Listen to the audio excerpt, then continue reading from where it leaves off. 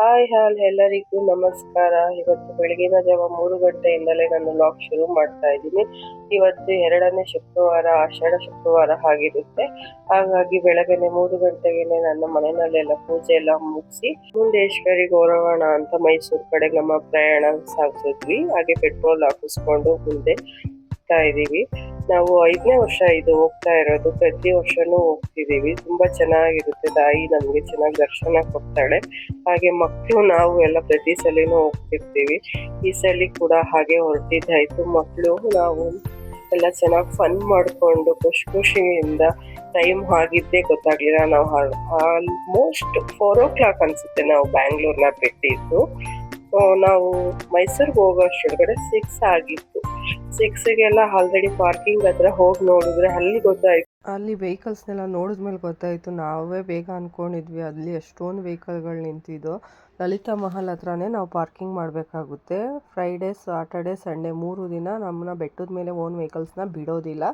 ಹಾಗಾಗಿ ಅಲ್ಲೇ ಪಾರ್ಕಿಂಗ್ ಮಾಡಿ ಕಾರ್ನೆಲ್ಲ ಅಲ್ಲಿಂದ ಹೋಗಿ ಲೈನ ನಿಂತ್ಕೊಂಡು ಬಸ್ನ ಹತ್ಕೊಂಡು ಹೋಗಿದ್ದಾಯಿತು. 2000 rupees ಟಿಕೆಟ್ ಅಷ್ಟೇ ಈ ಸಲ ಇದ್ದಿದ್ದು. ಫ್ರೀ ದರ್ಶನ ಅಷ್ಟೇ ಇತ್ತು. ನಾವು ಫ್ರೀ ದರ್ಶನಕ್ಕೆ ಹೋಗೋಣ, ಯಾರು ಬೆಳಗ್ಗೆ ಇಷ್ಟು ಜನ ಇರಲ್ಲ ಅಂದ್ಕೊಂಡು ಫ್ರೀ ದರ್ಶನಕ್ಕೆ ಹೋಗಿ ನಿಂತ್ಕೊಂಡ್ವಿ. ಮೇಲೆ ಹೋದ್ಮೇಲೆ ಗೊತ್ತಾಗಿದ್ದು ನಾವು 2000 ಟಿಕೆಟ್ ತೊಗೋಬೇಕಿತ್ತು ಅಂತ. ಅಷ್ಟು ಜನ ನಿಂತಿದ್ರು.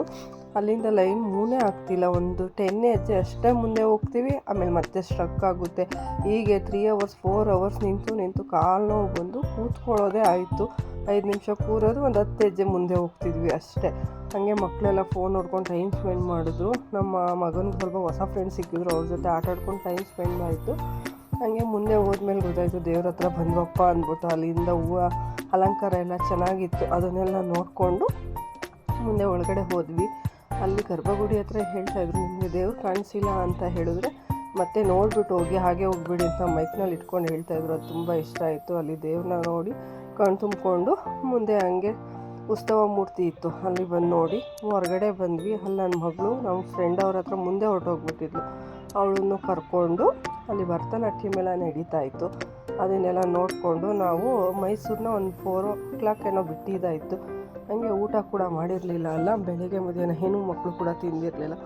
ಹಂಗೆ ಹಳ್ಳಿ ಮನೆ ಅಂತ ಅಂದವೇ ಸಿಕ್ತು ನಮಗೆ. ಅಲ್ಲೋಗಿ ಊಟ ಎಲ್ಲ ಮುಗಿಸ್ಕೊಂಡು ಅಲ್ಲೇ ಸ್ವಲ್ಪ ಶಾಪಿಂಗ್ ಎಲ್ಲ ಮಾಡಿದ್ರು ಮಕ್ಕಳು ಕೂಡ. ಅಲ್ಲಿ ಚೆನ್ನಾಗಿತ್ತು ಶಾಪಿಂಗ್ಸ್ ಎಲ್ಲ. ಕ್ಲಿಪ್ಸ್ ಹಾಕಿದ್ದೀವಿ ನೋಡಿ, ನಿಮ್ಗೆ ಇಷ್ಟ ಆಗ್ಬೋದು ಅನಿಸುತ್ತೆ. ಮತ್ತು ಅಲ್ಲಿಂದ ನಾವು ಡೈರೆಕ್ಟು ಬ್ಯಾಂಗ್ಳೂರಿಗೆ ಬರಲಿಲ್ಲ. ಊರಿನಲ್ಲಿ ಹಬ್ಬ ಇದ್ದಿದ್ದ ಕಾರಣ ನಾವು ಹಾಗೆ ಊರಿಗೆ ಹೋದ್ವಿ.